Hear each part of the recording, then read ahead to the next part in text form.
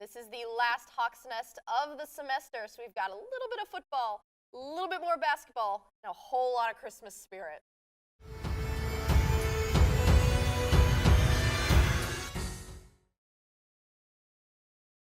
And this is the Hawks Nest. I am Rebecca Gangemella. Alongside me is Zach Tate.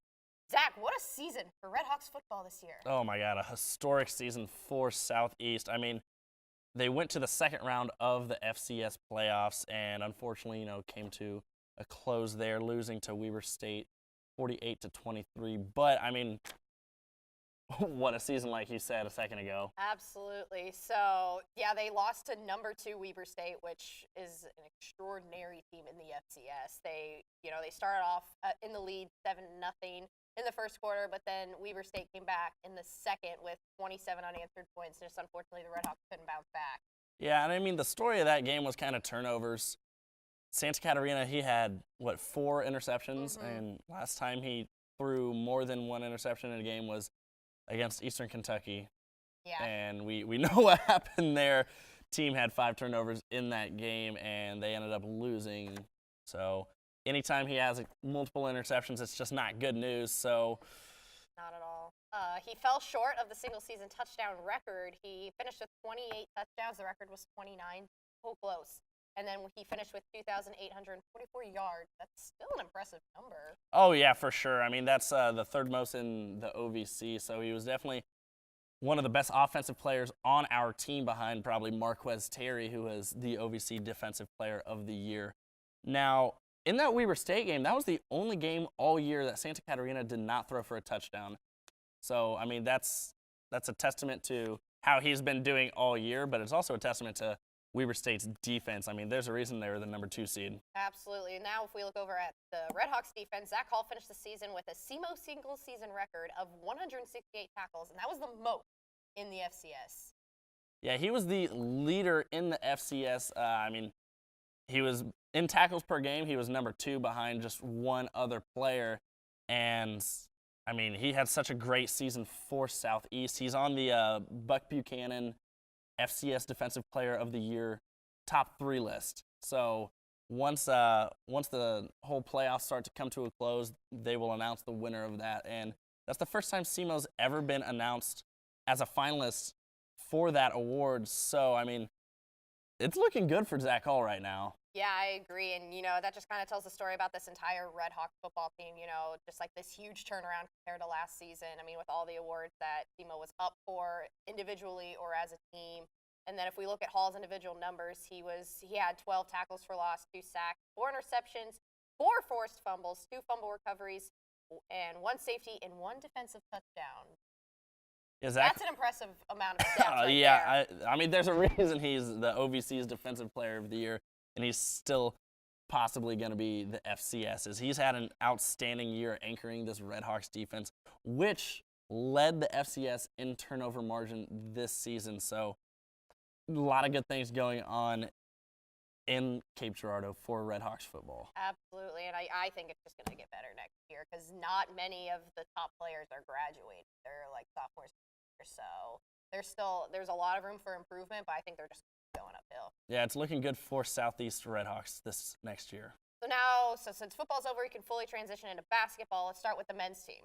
Oh, the men's team. I mean, you're looking at Skylar Hogan, who everyone thought was going to be doing great things this year, and so far he has. I mean, this last game against Mississippi Valley State, he scored his career high of 25 points and led SEMO to a 77-57 20-point victory over Mississippi Valley State. I mean, that was his career high, and he is now the team's leading scorer, passing up Ladarius Brewer, who's just around 11 points per game. Skylar Hogan's now scoring about 12.7. So he's doing a lot for the Red Hawks, and in games that they win, he's averaging 16 points a game. Yeah, that's just an impressive number. And, coming into this season, with Denzel Mahoney leaving last season, Ladarius Brewer was like the number 1 fan pick. He's going to be the leading scorer. He's the leader on this team. But then Skylar Hogan came up like, okay, what's going to happen now? I got these 2 players. Are they going to kind of bounce off of each other? Brewer's kind of fallen back just a little bit. He's kind of struggled in their last couple of games. So it's, I think, a really good asset that Hogan is to this team, that he's able to step up and then fill that void that Brewer can't fill right now. Oh yeah, exactly. I mean, Brewer was the main option to start off the year, and then these last couple games, he scored I think 8 total. Hmm. So it's really beneficial for the Red Hawks basketball team to be able to have Hogan as well in that role, kind of helping out with the scoring load there. And then you got people like Alex Caldwell off the bench who's scoring close to 10 points a game as well. So there's a lot of good opportunities to get the ball in the basket for Southeast Hoops. Yeah, Caldwell is honestly a really fun player to watch. I've been to the games, I've watched him. He's just so exciting. I don't know what it is about him, but he's like the player I like watching. Yeah, he is an exciting player. So is Nigel Russell. He is energetic and he's fun to watch on the floor. So, they had this big victory over Mississippi Valley State on the road, but when they were at home, they barely pulled out a win against D2 Missouri S&T, 72-69. That was a shocker. Yeah, that was. I mean, going into that game, you're facing a Division II school, so I mean, everyone's thinking you're gonna blow them out. So whenever the Miners came in the last minute and they took the lead, I mean, I was just as surprised as everybody else, and it really looked like they were gonna win it.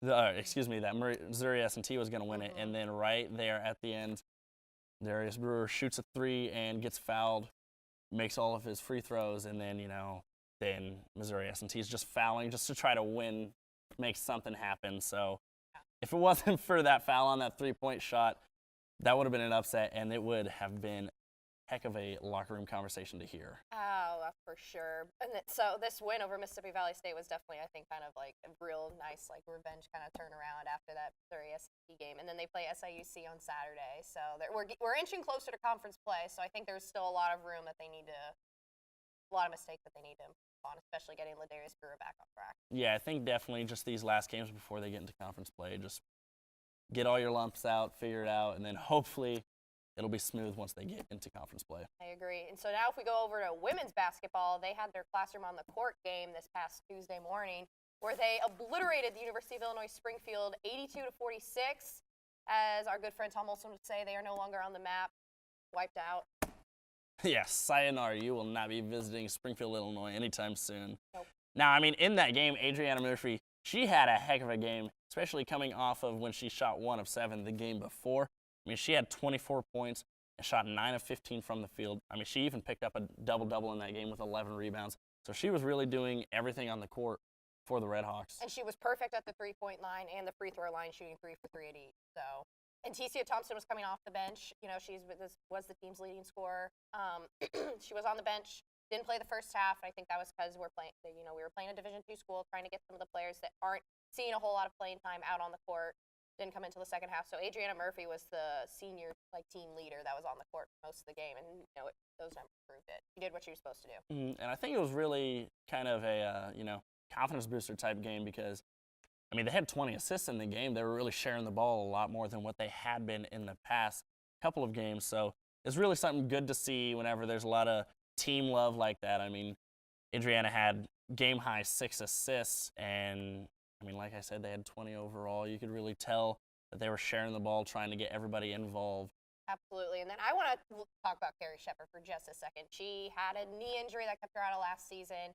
And so when she came in, we knew she was going to be a three-point shooter. Well, she's kind of been faltering back just a little bit, not doing as well. Well, against UIS, she had 15 points. All those were threes. Yeah, every single amazing. shot she took was a 3 too. But it's great to see her being able to contribute and finally hitting, a lot of threes consistently because that's kind of what they were expecting from her going into the season. Yeah. So that's really, really beneficial that she's able to, continue developing and, finally get into that flow. Yeah, and I think that's just going to only be a benefit for this team, especially going into conference play next month. And I mean, that is a big turnaround from the Indiana State game. I mean, you saw the first quarter alone, they had, Indiana State had 12, 13 steals. Yep. It was just a mess. I mean, SEMO finished with 35 turnovers in that game. That's just ridiculous. And Tecia Thompson was the only one scoring. She led the team with 23 points, and then behind her in second was Jessica Harshberger. He had 7.